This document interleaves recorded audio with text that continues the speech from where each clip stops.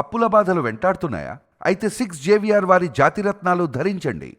Hi, welcome to మన TV. మన TV మన కోసం నేను మీ జర్నలిస్ట్ మనోజ్. సో ప్రశ్నారావణ్ని అరెస్ట్ చేశారు, 4 సార్లు కేసులు పెట్టారు, తర్వాత బెయిల్ వచ్చింది, రిమాండ్ వెళ్ళాడు. అసలు రాజద్రోహం కేసు ఎందుకు పెట్టాలి? ప్రశ్నారావణ్ నిజంగా దేశద్రోహ? మాట్లాడదాం. మనతో పాటు జాయిన్ అయ్యారు సీనియర్ జర్నలిస్ట్ అండ్ ప్రముఖ సామాజికవేత్త ప్రియా చౌదరి గారు. నమస్కారం మేడం. నమస్తే మేడం, అసలు ప్రశ్నారావణ్ విషయంలో చాలామంది పవన్ కళ్యాణ్ తిట్టారని రాజద్రోహం పెట్టారని మాట్లాడుతున్నారు. అసలు నిజంగా రావణ్ చేసిన తప్పేంటి? ఒప్పేంటి చెప్పు. రావణ్ చేసినటువంటి సామాజిక ప్రయోజనకరమైనటువంటి కార్యక్రమాలు ఏమున్నాయి? పోనీ అతను మాట్లాడినటువంటి భాషణ ఏమైనా ఉందా? అతని ప్రసంగాలు ఏమన్నా సమాజానికి ఉపయోగపడే ఏమన్నా ఉన్నాయా? రెచ్చగొట్టడము, బూతులు మాట్లాడటము, ఇతిహాసాలని కించపరచటము, భారత సైన్యాన్ని కించపరచటము, దేశ భద్రతను కించపరచటము, అలాగే నక్సలిజాన్ని ప్రోత్సహించటము, దేశద్రోహులైనటువంటి వాళ్ళందరికీ కొమ్ము కాయటము, దీన్ని ఏమంటారు? అందరినీ ప్రశ్నిస్తానంటున్నాడు కదా. మరి ఎవరిని? మరి అందరినీ ప్రశ్నిస్తానన్నప్పుడు అందరినీ ప్రశ్నించమని చెప్పు. కొందరిని ఎందుకు ప్రశ్నిస్తున్నాడు? అందరూ అంటే వాళ్ళ దృష్టిలో ఉన్న అందరినీ ప్రశ్నిస్తున్నారు. వాళ్ళకి వ్యతిరేకమైనటువంటి మతాన్ని, వాళ్ళకి వ్యతిరేకమైనటువంటి దేశాన్ని, వాళ్ళకి వ్యతిరేకమైనటువంటి మనుషుల్ని, వ్యక్తుల్ని ప్రశ్నిస్తున్నారు తప్ప వాళ్ళు అందరినీ ఎక్కడ ప్రశ్నిస్తున్నారు? వారందరినీ ప్రశ్నిస్తున్నారు తప్ప. ఇప్పుడు రాజ్యాంగం ప్రకారం ఒక నడుస్తుంది మేడం. ఈ దళిత క్రైస్తవులు అనేది వాళ్ళు శంకారావం పెట్టుకున్నారు కదా. అసలు రాజ్యాంగం ప్రకారం దళిత క్రైస్తవులు అనే పదం ఉందా? పదం లేదండి. అంబేద్కర్ గారే చెప్పారు కదా, దళితుడు అంటే సనాతన మతంలో ఉన్నటువంటి వాళ్ళు, హిందూ మతానికి సంబంధించినటువంటి వాడు దళిత్. దళిత్ అనే పేరు ఎక్కడ ఉందండి? దళిత్ అనే పేరు మనది, భారతదేశానిది, సంస్కృత పదం అది. దళిత్ పేరు, దళిత్ అనేటటువంటిది మనకి సంబంధించినటువంటి భాష, మనకి సంబంధించినటువంటి వ్యవహారం అది. ఇంకొక విషయము, అసలు క్రిస్టియానిటీ అనే దళిత్ క్రిస్టియన్ అన్నారు. అసలు క్రిస్టియన్ అనేటటువంటి వాడు దేని కిందకు వస్తాడు చెప్పండి? ఏ కులం, ఏ మతం? కులం సర్టిఫికెట్ ఇవ్వాలంటే క్రిస్టియన్ మతంలో ఉన్న వాళ్ళకి ఏ కులం సర్టిఫికెట్ ఇస్తారు? బీసీ సర్టిఫికెట్ వస్తుంది. బీసీసీ అనుకుంటా, బీసీసీ సర్టిఫికెట్ వస్తుంది అతనికి. అతన్ని పట్టుకొని వచ్చి నువ్వు దళిత్ అని ఎలా అంటావు?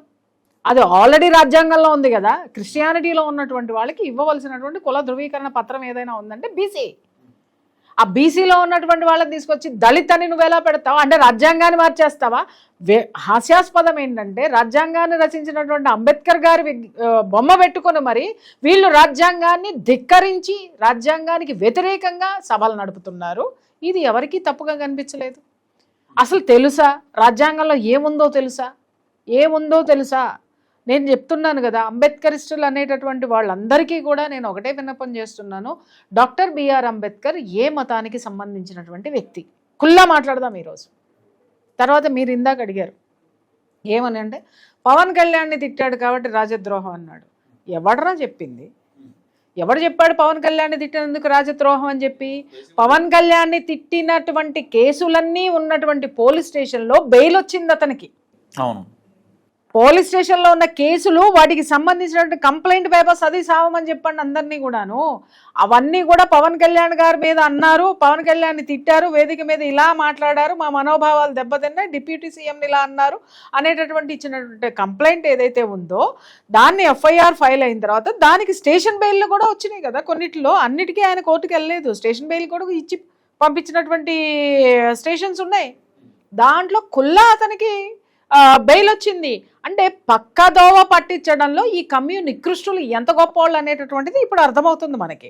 మేడం, ఇది దాంట్లో ఆ జూన్ 28 సభ జరిగిందో ఆ పక్కన ఉన్నటువంటి జటా శ్రవణ్ గారు కావచ్చు, ఇంకా కొంతమంది సోకాల్డ్ జర్నలిస్టులు ఉన్నారు, ఇంకా యాక్టివిస్టులు చెప్పుకునేటోళ్ళు ఉన్నారు, ఇన్ఫ్లుయెన్సర్స్ ఉన్నారు.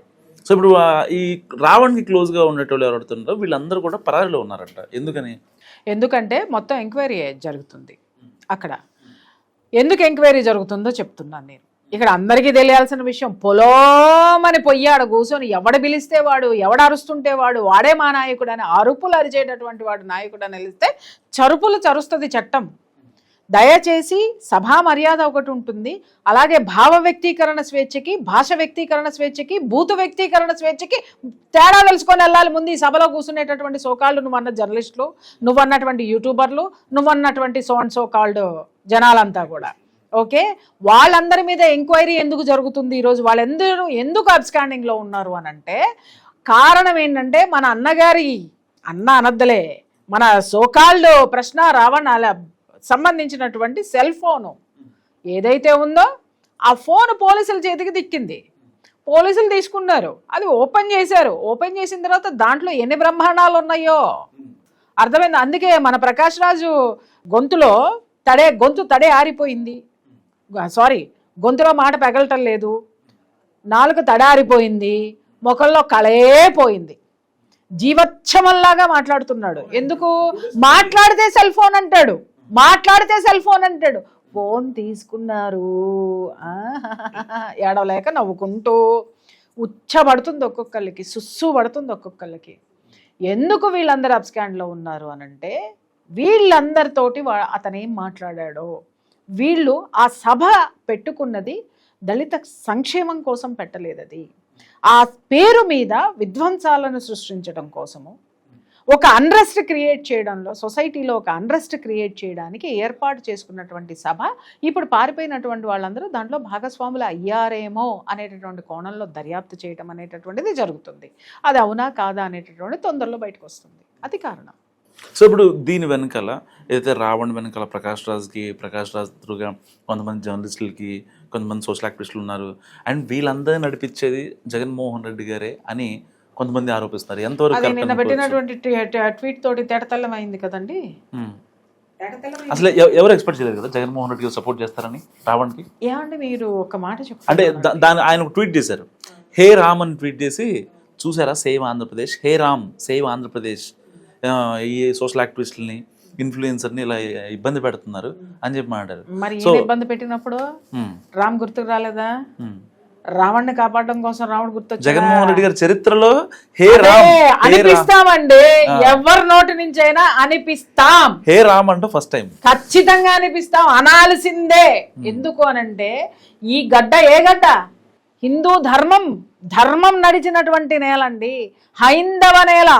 ఇక్కడ పుట్టినటువంటి ఆ ధర్మ నిష్ఠాపరిష్ఠుడైనటువంటి ఆ రాముణ్ణి తలుచుకోకపోతే నేను చెప్తున్నాను పొట్టగతులు ఉండవు. ఖచ్చితంగా రాముడు గుర్తు చేస్తాడు అందరికీ కూడాను. అర్థమైందా? కాబట్టి ఎవరెవరు ఎవరిని తలుచుకుంటున్నారో ఆ తలుచుకోవడం వెనకున్నటువంటి ఆ యొక్క ఇది ఏంటో జనాలందరూ ఈరోజు గమనిస్తున్నారు. నిన్న మొన్నటి వరకు ఎలక్షన్స్లో కూడా చాలామందికి బాధ కలిగించవచ్చు, కానీ మాకు కూడా బాధ కలిగింది, కానీ మేము గౌరవించాం. ఎలక్షన్స్లో కూడా నల్లట్ట పుస్తకం సంకలో పెట్టుకొని మరీ ప్రచారం చేసి గెలిచిన తరువాత హిందువులకి మీరు చేసినటువంటి ఇది ఏంటో ప్రపంచం మొత్తం చూసింది. ఇవాళ ఎన్ని సీట్లు మీ చేతిలో పెట్టారో చూసింది, రైట్? అలాగే అక్కడ నుంచి మొదలు పెడితే హే రామ్ సీన్ కట్ చేస్తే ఎస్ ఎందుకు వచ్చింది? ధర్మాన్ని గుర్తు చేస్తాడబ్బా రాముడు. ఏం చేస్తారు మీరు ఖాళీ టైంలో? మీ స్ట్రెస్ బస్టర్ అని చెప్పి జగన్మోహన్ రెడ్డి గారిని టీవీ నేను రజనీకాంత్ గారు ప్రశ్న అడిగితే, ఏముంది రజనీ, నేను ప్రేయర్ చేస్తా అంతే, ప్రేయర్ చేసుకుంటాను.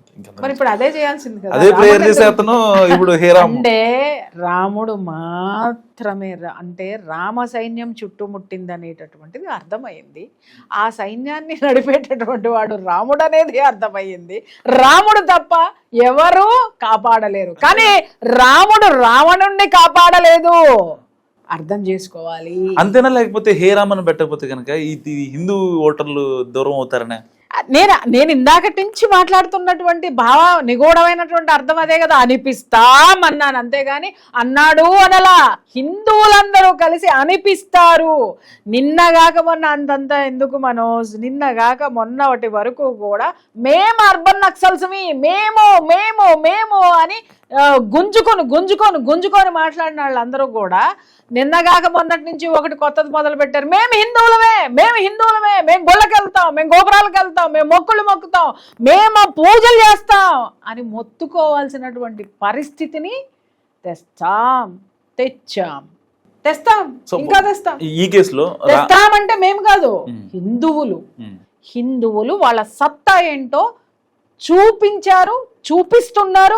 ఇక ముందు ఇంకా అర్థమయ్యేటట్టు, బాగా అర్థమయ్యేటట్టు చూపిస్తారు. సో ఫర్దర్గా అంటే చాలామంది కూటమి నాయకులు మాట్లాడుతుంది ఏంటంటే రావణ్ విషయంలో సినిమా అసలు ఇప్పుడే స్టార్ట్ అయింది, ఇప్పటిదాకా జస్ట్ అదొక గ్లిమ్స్ ప్రోమో మాత్రమే ప్రశ్న రావణ్కి. అంటే ఇంకేం చేస్తున్నారు ప్రశ్న రావణ్ని? ఆల్మోస్ట్ అంటే మూలిగే రావణ్ ఏమి చేస్తారు అనేది చట్టం చూసుకుంటుంది. అంటే ఏం అవకాశం ఉంది ఇంకా ఆయన చుట్టూ? అది ఒక్క విషయం అండి. ఒక వ్యక్తి ఎప్పుడైనా సరే రాజ్యాంగం యొక్క చట్ట పరిధిలోకి వెళ్ళిపోయిన తర్వాత వాటి గురించి మనకు మాట్లాడేటటువంటి హక్కు లేదు. ఎందుకు అనంటే అది న్యాయస్థానంలో న్యాయమూర్తులు చూసుకుంటారు. జడాశ్రవణ్ గారు బయటకు వచ్చి లేదు ఆయన మీద రాజద్రోహం పెట్టిన దానికి రీజన్ ఏంటంటే ఆయన హ్యాంగ్ చేద్దాం అనుకుంటున్నారు, ఇట్లా లైఫ్ వేద్దాం అనుకుంటున్నారు అని మాట్లాడుతున్నారు. అంటే బయట ఉన్నటువంటి వాళ్ళు అరే దళిత మహాసభ పెట్టి ఏమి రెచ్చగొట్టాడో ఏమైందో అతగాడికి తెలుసు. లోపల అతనిలో విపరీతమైన భయం ఉంది. ఆ భయంతో అతను ఏం చేస్తున్నాడో ఏం మాట్లాడుతున్నాడో విచక్షణ కోల్పోయి అతనికి అర్థం కానటువంటి విషయము. చాలామంది మాట్లాడుతున్నారు ఏంటంటే రావణ్ ఎవడికి భయపడడు అనేసి. భయపడుతున్నాడని నువ్వు వెళ్ళి జైల్లో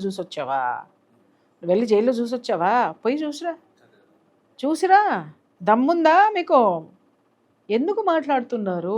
ఇది అంత అనవసరం మనోజ్. నేను సింపుల్ థింగ్ నేను ఒకటే చెప్తున్నాను. ఇవాళ ఇప్పుడిప్పుడే హిందువు కళ్ళు తెరుస్తున్నాడు. తన ఉనికిని తన అస్తిత్వాన్ని నిలబెట్టుకుంటానికి పోరాటం చేస్తున్నాడు, ఇక ముందు కూడా చేస్తాడు. కానీ ఆ చేసేటటువంటి పోరాటంలో తను నిలదొక్కున్నాడు.